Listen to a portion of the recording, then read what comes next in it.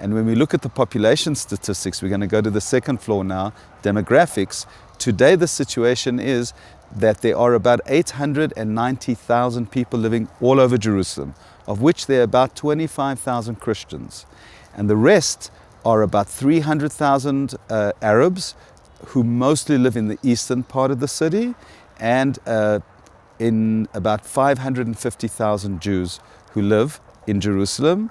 Half of them live on the eastern side of the city and half of them in the western side of the city. Bit complicated demographics, but there's one important point that we try help people understand in this trip. And that is, when we look at all the population of Jerusalem today, 40% of the city are Arabs. And that is a demographic which to many of us is a bit worrying, because the number of Arab residents is going up and the number of Jewish residents is going down.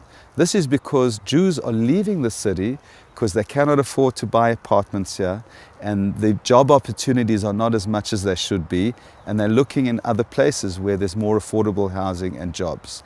The Arabs are coming to Jerusalem because they mostly build illegally, and they live in apartments, and we're going to see that today on the tour. They live in apartments that are built without permits, and they find job opportunities here. And so in the last 30 years, we've seen a situation where the number of Arabs has increased in Jerusalem and the number of Jews has decreased.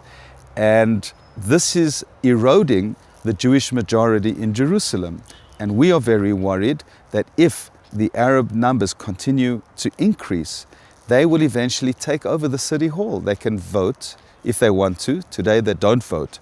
But if they decide to vote in 5 years' time, they can vote in a Hamas mayor or an Arab mayor, democratically voted, and take over the city hall and take over the budgets and take over the committees. Now, this is a democracy in Israel. We wouldn't throw them out. We can't prevent it if they do vote. But what we do think is that we think that Jerusalem certainly should remain with a Jewish majority under Israeli democratic sovereignty, and with the priorities focused towards freedom of religion, freedom of opportunity, which, as we know, under a Muslim control is not always the case. Let's take a look at the Arab candidate that ran in the last municipal elections. There was an Arab that decided that he was going to run, and his faction was called Al Jerusalem. In Arabic, in other words, the implication was Jerusalem does not belong to the Jews, it belongs to us, the Muslims.